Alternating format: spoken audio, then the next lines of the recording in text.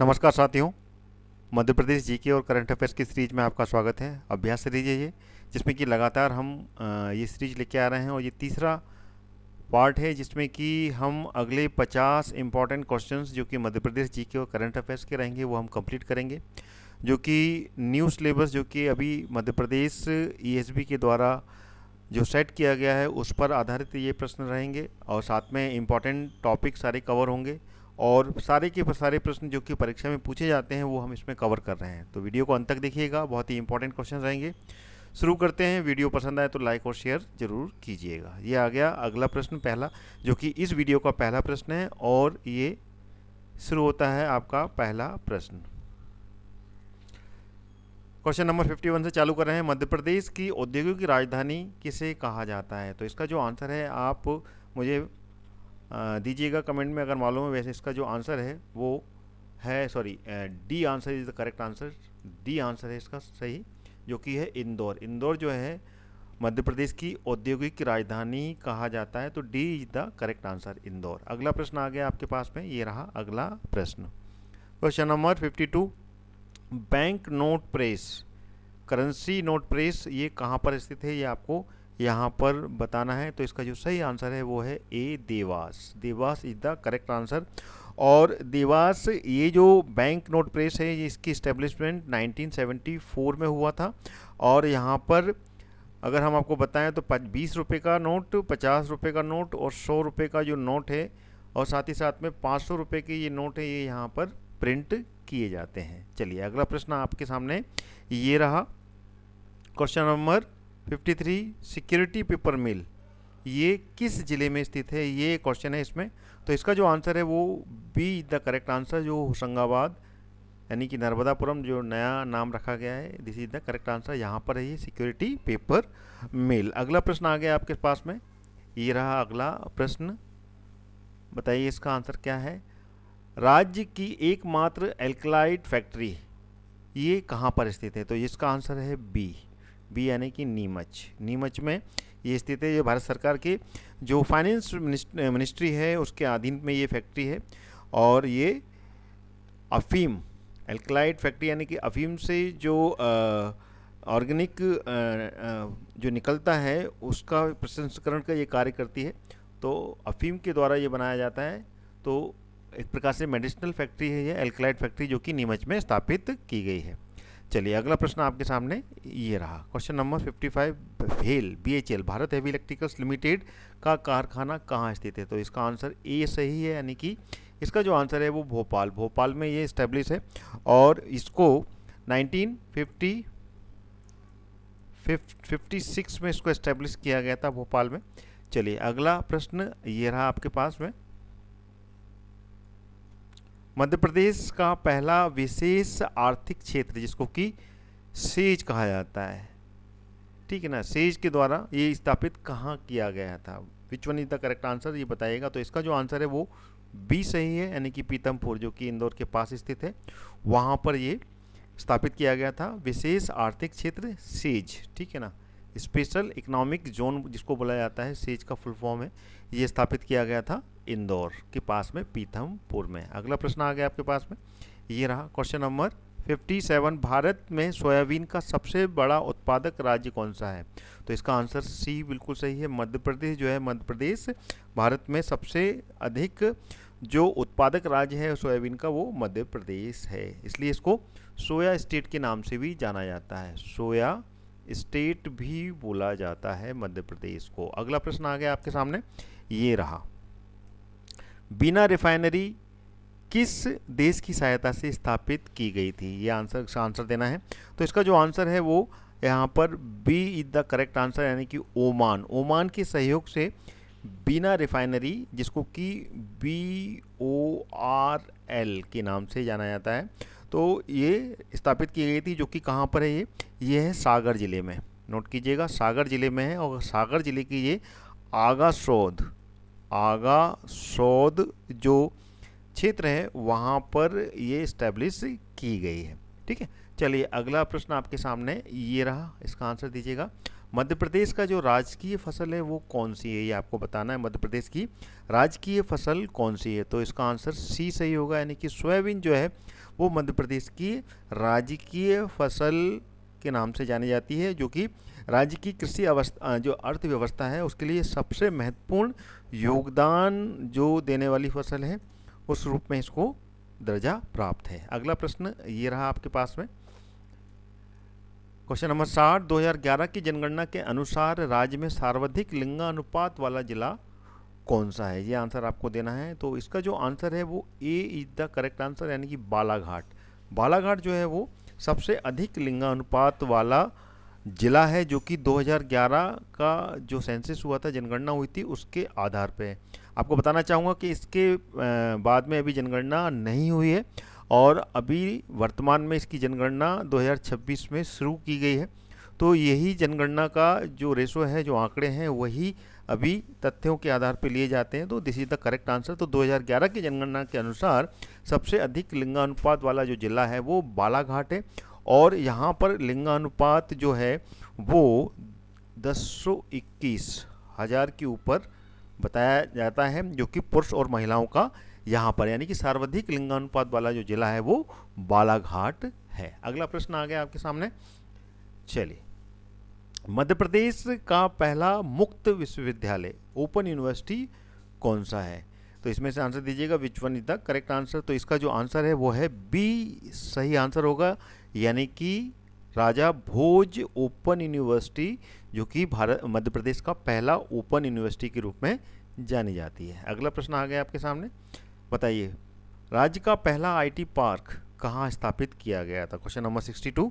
और इसका जो सही आंसर है वो बी बिल्कुल सही होगा, यानी कि भोपाल। भोपाल में राज्य का पहला आईटी पार्क स्थापित किया गया था। चलिए, अगला प्रश्न आ गया, क्वेश्चन नंबर 63, झीलों की नगरी के नाम से किस सिटी को कहते हैं, तो इसका जो आंसर है वो बी सही है, यानी कि भोपाल को झीलों की नगरी कहा जाता है। इसमें छोटी बड़ी मिला के काफ़ी ज़्यादा झीलें हैं, तो ये इसलिए इसको झीलों की नगरी कहा जाता है। Capital of Madhya Pradesh Bhopal. अगला प्रश्न आपके सामने ये रहा, मध्य प्रदेश का राजकीय खेल कौन सा है, मध्य प्रदेश का राजकीय खेल आपको बताना है। तो इसका जो आंसर है वो बी सही है, मलखम। मलखम जो है मध्य प्रदेश का राजकीय खेल के रूप में जाना जाता है, और इसको 2013 में मध्य प्रदेश का राजकीय खेल घोषित किया गया था। और इसकी एकेडमी कहाँ है, उज्जैन में। उज्जैन में इसकी एकेडमी है, यहाँ पे कि इसका प्रशिक्षण दिया जाता है। अगला प्रश्न आ गया आपके सामने, मध्य प्रदेश का पहला ऑप्टिकल फाइबर कारखाना किस राज्य में कहाँ स्थित है, ऑप्टिकल फाइबर कारखाना बताना है इसमें। तो इसका जो आंसर है वो B is the correct answer, B is the correct answer, तो जो कि है मंडीदीप में। मंडीदीप जो कि रायसेन जिले में आता है, रायसेन जिले के अंतर्गत आता है, तो रायसेन में ये स्थित है। अगला प्रश्न आपके सामने ये रहा, मध्य प्रदेश का एकमात्र जो हिल स्टेशन है वो कौन सा है, तो be the correct answer, Pachmarhi. Pachmarhi जो है वो एकमात्र स्टेशन है जिसको कि सतपुड़ा की रानी कहा जाता है। क्या कहा जाता है, सतपुड़ा की रानी, जो कि पचमढ़ी होशंगाबाद यानी कि नर्मदापुरम जिले के अंतर्गत आता है, वहाँ पे ये एकमात्र हिल स्टेशन स्थित है। अगला प्रश्न आ गया, question number 67, doctor B R. Ambedkar का जन्म मध्य प्रदेश के किस स्थान में हुआ था, तो इसका जो आंसर है वो है महू, यानी कि be the correct answer, Mhow, जो कि इसको अभी वर्तमान में अम्बेडकर नगर के रूप में जाना जाता है ये क्षेत्र, और यहाँ पर हुआ था जन्म डॉक्टर बी.आर. अम्बेडकर जी का 1891 में इनका जन्म हुआ था, 14 अप्रैल को। 14 अप्रैल हर वर्ष अम्बेडकर जी की जयंती के रूप में मनाते हैं। चलिए, अगला प्रश्न आ गया, भारत का पहला सफ़ेद बाघ मोहन मध्य प्रदेश के किस जिले में पाया गया था, सफ़ेद बाघ व्हाइट टाइगर कहाँ पाया गया था, तो इसका जो आंसर है वो सी द करेक्ट आंसर, यानी कि रीवा। रीवा जिले में ये पाया गया था, और ये 1951 में ये मिला था, और ये रीवा के जो महाराजा थे, महाराजा मार्तंड सिंह को ये सफ़ेद बाघ मिला था, उन्होंने इसको पकड़ा था। ठीक है, तो इस कारण से इसे क्या दुनिया का सबसे सफ़ेद बाघ का पूर्वज भी माना जाता है, जिसका कि नाम उन्होंने रखा था मोहन। ध्यान रखिएगा, मोहन नाम से जो थे वो बाघ था यहाँ पर। चलिए अगला प्रश्न आ गया, उसको पकड़ा था वहाँ की रीवा के जो महाराज थे, महाराज मार्तंड सिंह जी ने। चलिए अगला प्रश्न ये रहा आपके पास, क्वेश्चन नंबर 69, रेलवे स्प्रिंग कारखाना मध्य प्रदेश में कहाँ स्थित है? तो इसका आंसर है B is the correct answer, यानी कि ग्वालियर में है ये रेलवे का जो स्प्रिंग कारखाना है, ग्वालियर में स्थित है। और ग्वालियर का पर्टिकुलर प्लेस की बात की जाए तो वो भी आपको पता होना चाहिए, वो है सिथौली। सिथौली जो जगह है वहाँ पर ये स्प्रिंग कारखाना स्थापित किया गया है। चलिए अगला प्रश्न आ गया, क्वेश्चन नंबर 70, मध्य प्रदेश से गुजरने वाली सबसे लंबा राष्ट्रीय राजमार्ग ये कौन सा है? तो इसका जो सही आंसर है वो है NH46, C is the correct answer, जो कि ग्वालियर से बैतूल तक जाने वाला ये राष्ट्रीय राजमार्ग है। ठीक है ना, तो ग्वालियर से ये बैतूल तक जाता है। और ये राजमार्ग, इसको पहले NH3 के नाम से जानते थे, जो कि इसका नाम अभी बदल गया, NH46 हो गया है। ठीक है ना, तो ये NH3 का जो हिस्सा है ये उसी के अंतर्गत आता है ये। ठीक है ना, NH3 के हिस्से के अंतर्गत आता है, लेकिन मध्य प्रदेश में इसको NH46 के नाम से जाना जाता है, जो कि राज्य का सबसे लंबा राष्ट्रीय राजमार्ग है। अगला प्रश्न आ गया, क्वेश्चन नंबर 71, लक्ष्मीबाई राष्ट्रीय शारीरिक शिक्षा संस्थान ये कहाँ पर स्थित है? तो इसका आंसर बी सही है, ग्वालियर में स्थित है ये लक्ष्मीबाई। और इसको 1957 में 57 में इसको इस्टेब्लिश किया गया था। तो 57 में इसको इस्टेब्लिश किया गया था, और ये एशिया का पहला शारीरिक शिक्षा संस्थान रहा है, फिजिकल एजुकेशन सेंटर स्थापित किया गया था, और ये एशिया का पहला है था। ठीक है, चलिए अगला प्रश्न आ गया, क्वेश्चन नंबर 72, मध्य प्रदेश की राजकीय मछली कौन सी है? तो इसका विकल्प जो सी है, महासिर मछली, जो मध्य प्रदेश की राजकीय मछली के रूप में जानी जाती है, और इसको 2011 में ये राजकीय मछली का दर्जा मिला था। और ये नर्मदा नदी में पाई जाने वाली मछली है, जिसको कि महासिर के नाम से जाना जाता है। अगला प्रश्न आ गया, क्वेश्चन नंबर 73, मध्य प्रदेश का राजकीय पशु कौन सा है?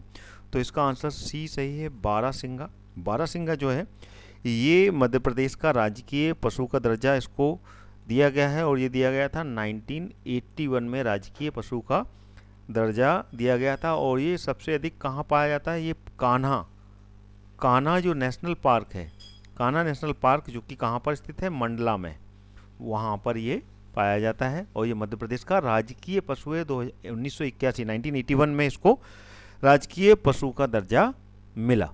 अगला प्रश्न आ गया आपके सामने, क्वेश्चन नंबर 74, मध्य प्रदेश का राजकीय नृत्य जिसको कि स्टेट डांस कहा जाता है ये कौन सा है? ये हमें यहाँ बताना है। तो इसका जो आंसर है वो बी सही है, यानी कि राई जो है वो मध्य प्रदेश का राजकीय नृत्य है, और ये बुंदेलखंड का प्रसिद्ध नृत्य कहलाता है। बुंदेलखंड जो क्षेत्र है उसका ये एक पॉपुलर डांस है राई, जो कि राजकीय नृत्य के रूप में मध्य प्रदेश का माना जाता है। मध्य प्रदेश का है ये। अगला प्रश्न आ गया,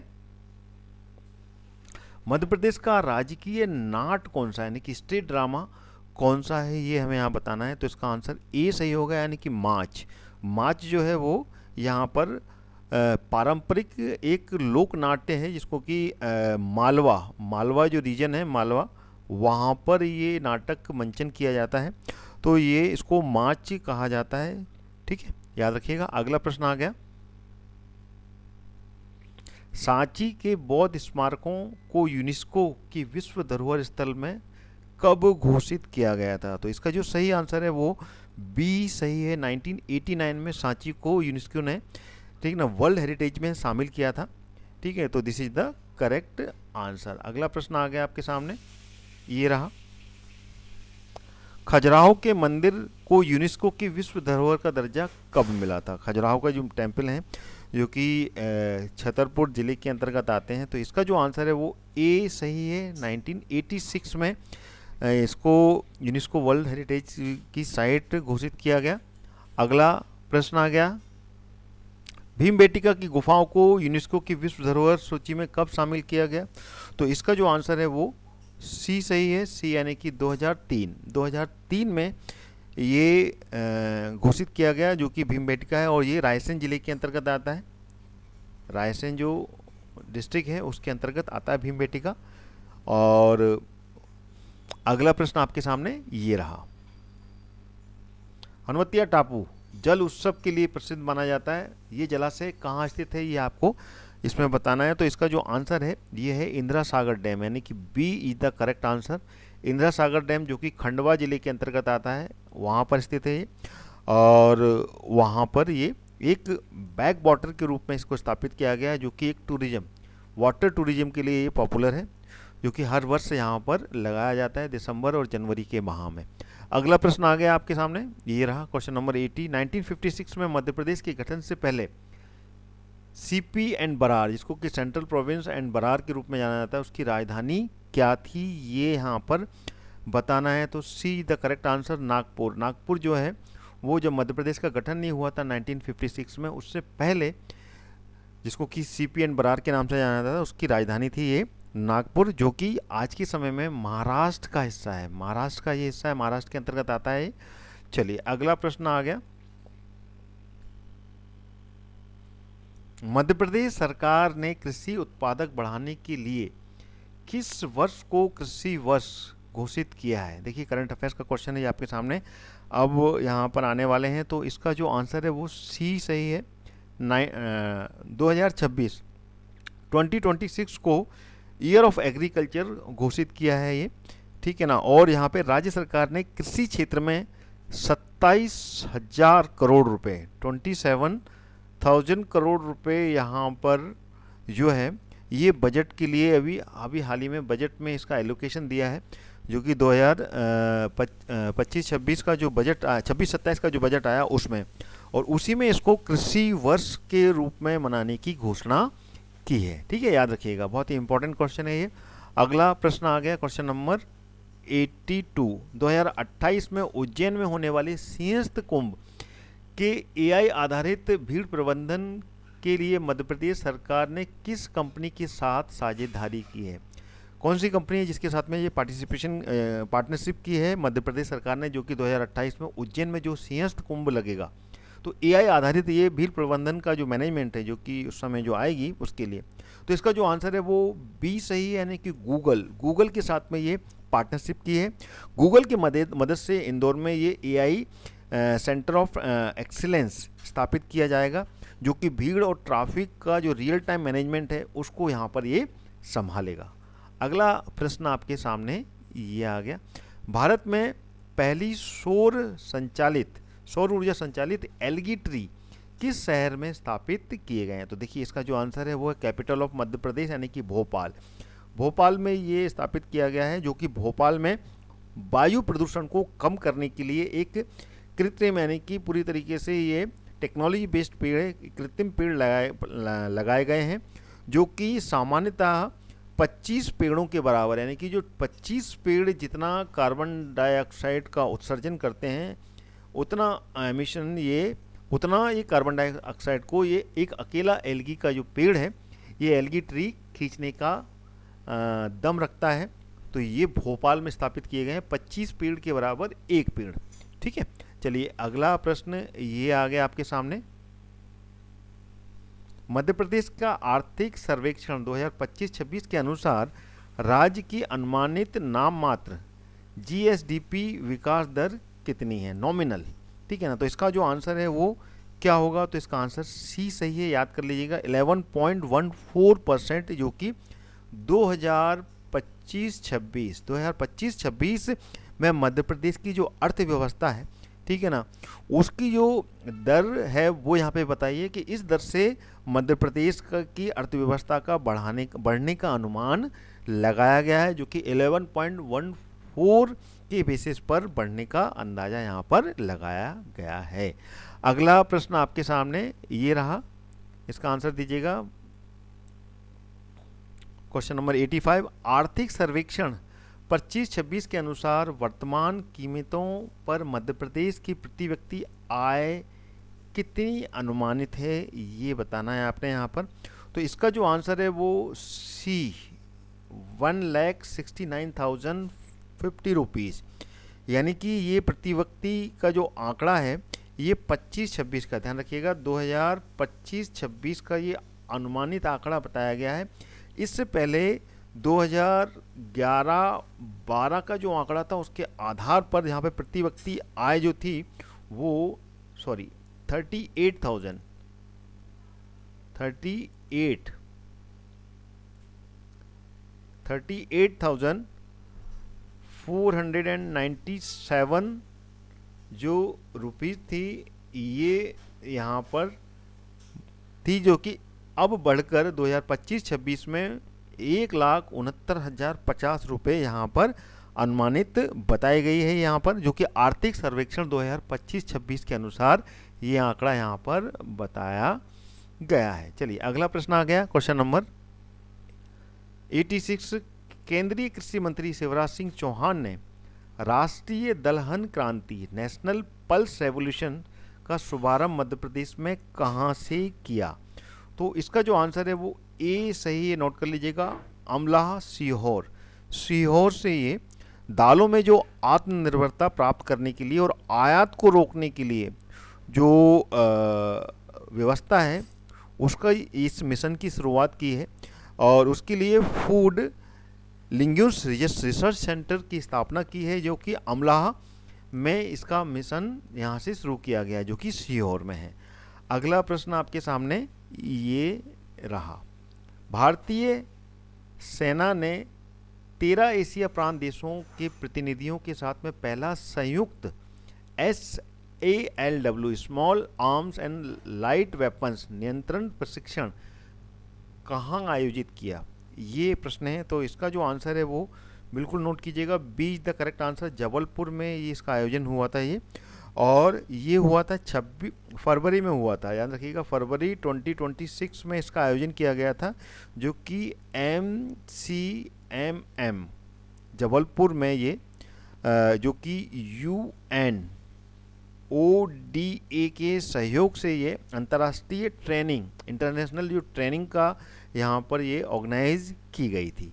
ठीक है, चलिए अगला प्रश्न आपके सामने ये आ गया, क्वेश्चन नंबर 88। सहकारी क्षेत्र में दुनिया की सबसे बड़ी अनाज भंडारण योजना का पायलट प्रोजेक्ट मध्य प्रदेश के किस जिले में शुरू किया गया?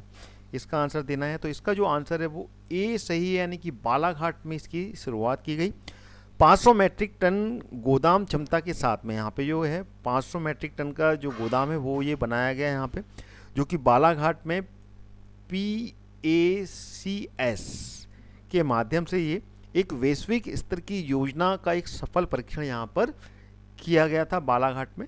ठीक है, अगला प्रश्न ये रहा, क्वेश्चन नंबर 89, और इसका ये क्वेश्चन है, प्रधानमंत्री ग्राम सड़क योजना 4 यानी कि PMGSY 4 का मध्य प्रदेश में जो शुभारंभ हुआ वो किस स्थान से किया गया था? तो इसका आंसर बी सही है, यानी कि भैरुंदा बुदनी से इसकी शुरुआत की गई, और ये ग्रामीण विकास के लिए इसमें लगभग 1763 करोड़ रुपए का आवंटन हुआ।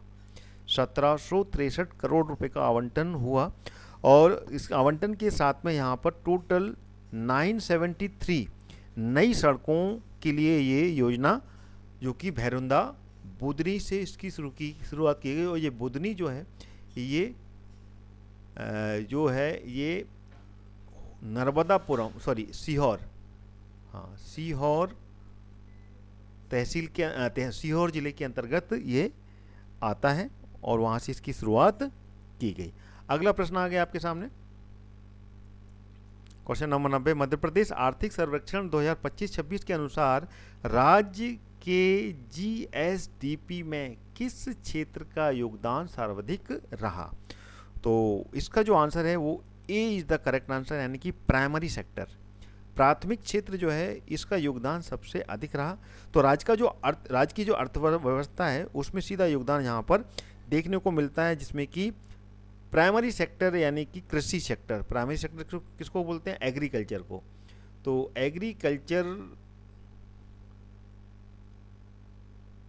एग्रीकल्चर को यहाँ पर आगे देखते हैं प्राइमरी सेक्टर में, और यहाँ पर लगभग 43.09% जो योगदान रहा वो प्राइमरी सेक्टर का रहा।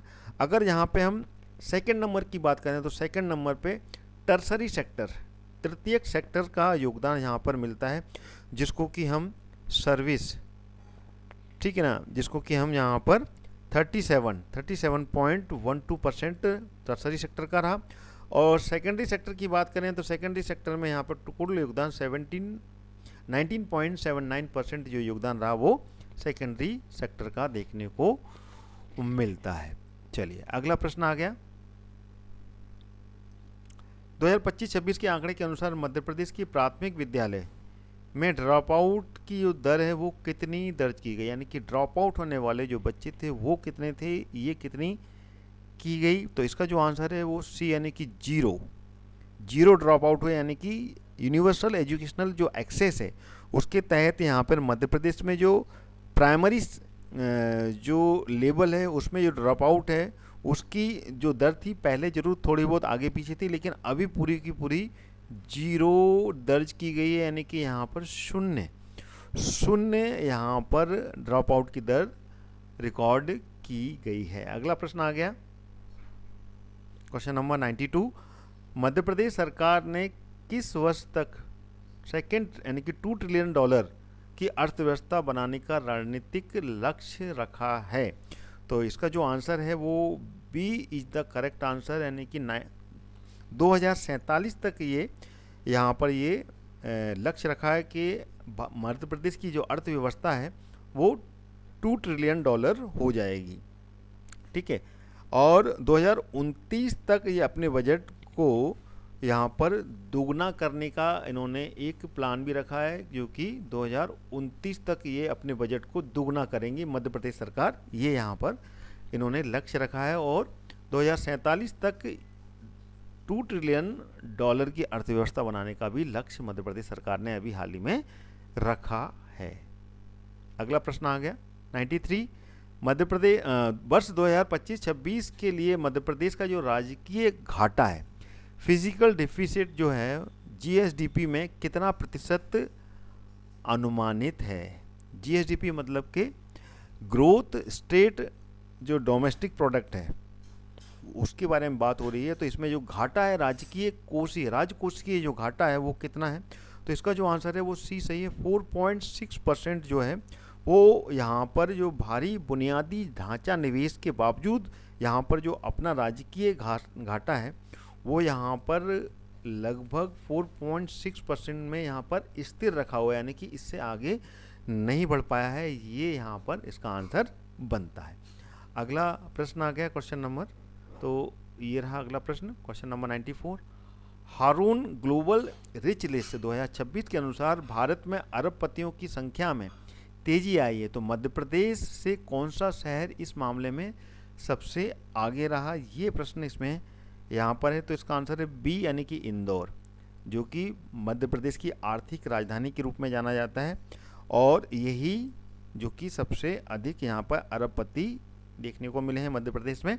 अगला प्रश्न आ गया क्वेश्चन नंबर 95, ये रहा। एक पेड़ मां के नाम अभियान के तहत मुख्यमंत्री के द्वारा प्रतिदिन एक पौधा लगाने का संकल्प विश्व पर्यावरण दिवस पर कहाँ दोहराया गया, ये कहाँ पर दोहराया गया। तो इसका जो आंसर है ऑब्वियसली मध्य प्रदेश की जो कैपिटल है वहाँ पर स्मार्ट सिटी पार्क है, वहाँ पर ये संकल्प मुख्यमंत्री के द्वारा दोहराया गया, ठीक है ना। और यहाँ पर स्मार्ट सिटी में पौधा लगाकर 5.5, ठीक है ना, 5.5 वर्ष 5.5 वर्ष से चल रहे जो अपने दैनिक वृक्षारोपण संकल्प है उसको आगे बढ़ाया है, ठीक है। अगला प्रश्न ये रहा क्वेश्चन नंबर 96। ई गवर्नेंस के लिए राष्ट्रीय पुरस्कार 2026 में मध्य प्रदेश सहित पूरे भारत में लागू पंचायत एडवांसमेंट इंडेक्स PAI को कौन सा अवार्ड मिला, ये यहाँ पर पूछा गया है। तो इसका जो आंसर है वो बी सही है, यानी कि गोल्ड यहाँ पर मिला, जो कि डेटा एनालिटिक्स के उपयोग के लिए पंचायत एडवांस इंडेक्स यानी कि PAI को ई गवर्नेंस में गोल्ड अवार्ड से यहाँ पर सम्मानित किया गया। अगला प्रश्न आ गया आपके लिए, क्वेश्चन नंबर 97। 2025-26 के बजट में मध्य प्रदेश सरकार ने अपने कुल व्यय में कितना प्रतिशत शिक्षा यानी कि एजुकेशन के लिए यहाँ पर आवंटित किया है, ये यहाँ पर बताना है। यानी कि जो बजट है 25-26 का उसका कितना किया है, तो इसका जो सही आंसर है वो सी है। यानी कि बजट का 10.3% जो है मानव पूंजी विकास की प्राथमिकता देते हुए राज्य का जो कुल बजट है उसका यहाँ पर 10.37% जो हिस्सा है वो शिक्षा के लिए यहाँ पर अलॉटमेंट किया गया यानी कि आवंटित किया गया है। अगला प्रश्न आ गया, क्वेश्चन नंबर 98। हाल ही में मध्य प्रदेश में 1.17 लाख करोड़ रुपए से अधिक के निवेश के साथ कितनी नई औद्योगिक इकाई इंडस्ट्रियल यूनिट को भूमि आवंटित की गई है, इसका आंसर आपको देना है। तो इसका जो सही आंसर है वो सी सही है, यानी कि 1028 इकाई को ये ज़मीन अभी हाल ही में आवंटित की गई है, जिसमें कि 1.7 लाख नौकरियां यहाँ पर पैदा होंगी। ये इंडस्ट्रियल यूनिट्स के लिए ये भूमि अभी अलॉट की गई है। ठीक है, चलिए अगला प्रश्न आ गया 99। पीएम जन मन योजना के तहत हाल ही में मध्य प्रदेश में किस विशेष समुदाय के लिए 261.81 करोड़ की सड़क परियोजना स्वीकृत की गई है, बताइए। नाम याद रखिएगा, पीएम जन मन योजना के तहत। तो इसका जो सही आंसर है वो B is the correct answer, यानी कि PVTGS विशेष रूप से कमजोर जनजातीय समूह का जो क्षेत्र है, ठीक है ना, जिसमें कि ट्राइबल जो जनजातियां हैं जैसे कि बेगा, सहारिया, भारिया, ऐसे लोग यहाँ पर निवास करते हैं। ऐसे गांव की सड़कों को यहाँ पे मुख्य सड़कों से जोड़ने के लिए ये फंड अभी हाल ही में अलॉट किया गया है। ठीक है, चलिए अगला प्रश्न आ गया, क्वेश्चन नंबर 100, और जो कि इस क्लास का, इस वीडियो का आखिरी प्रश्न है। जैसा कि मैंने बताया था कि 50 प्रश्न में हर वीडियो में लेके आने वाला हूं और फटाफट सीरीज में इसको कंप्लीट कर रहा हूं। अभ्यास सीरीज है ये, तो इसका ये आखिरी प्रश्न है। और मैं आपको कहूँगा कि अगर आपको क्वेश्चन अच्छे लगे हों, वीडियो अच्छा लगा है, तो इस वीडियो को आगे भी शेयर कीजिएगा और लाइक करना नहीं भूलिएगा। और चैनल पर अगर पहली बार आए हैं तो चैनल को सब्सक्राइब करना ना भूलें। चलिए, तो ये प्रश्न रहा, आर्थिक सर्वेक्षण 2025-26 के अनुसार मध्य प्रदेश की अर्थव्यवस्था में सबसे तेज़ी से बढ़ने वाला जो क्षेत्र है, फास्टेस्ट ग्रोइंग सेक्टर, वो कौन सा रहा है। तो इसका जो आंसर है वो यहाँ पे आपको बताना है, which one is the correct answer. तो इसका आंसर है डी, टर्सरी, यानी कि सर्विस सेक्टर। जो सर्विस सेक्टर है वो 25-26 का जो आर्थिक सर्वेक्षण रहा उसमें अर्थव्यवस्था को तेज़ी से बढ़ाने वाला फास्टिंग ग्रोइंग सेक्टर में यहाँ पर जो है तृतीयक सेक्टर जो है कि सबसे अधिक रहा, जिसमें कि पर्यटन यानी कि टूरिज्म है, IT सेक्टर है, और सर्विस सेक्टर में सबसे ज़्यादा उछाल मिला। और इससे कि राज्य में सर्वाधिक तेज़ी देखी गई, लगभग 15.8% की जो है ग्रोथ यहाँ पर देखने को मिली सर्विस सेक्टर में। ठीक है ना, यहाँ पर 3 सेक्टर होते हैं, primary, secondary and tertiary sector. तो प्राइमरी सेक्टर में यहाँ पर एग्रीकल्चर आता है जो कि प्राइमरी सेक्टर है, और सेकेंडरी सेक्टर जो है वो देखा जाता है वो इंडस्ट्री के लिए होता है, औद्योगिकरण के लिए होता है। और तृतीय सेक्टर जो तृतीयक क्षेत्र है, टर्सरी सेक्टर है, वो सर्विस सेक्टर के लिए आता है। तो यहाँ पे सर्विस सेक्टर को सबसे ज़्यादा ग्रोथ देखने को मिली, मध्य प्रदेश की अर्थव्यवस्था में सबसे ज़्यादा तेज़ी से बढ़ने वाला मिला। तो ये थे टोटल 100 क्वेश्चन जो कि मैंने आपको आज 100 क्वेश्चंस में से 50 क्वेश्चन आज के इस वीडियो में कंप्लीट किए। तो अगले वीडियो में अगले 50 क्वेश्चंस आपके साथ में लेके आऊँगा। तब तक के लिए मेरे साथ में बने रहिए। जो मैंने पहले वीडियो बनाए हैं उनको भी आप वॉच करके अपने मध्य प्रदेश की GK को कंप्लीट स्ट्रेंथ दे सकते हैं। Thank you so much watching this video till and.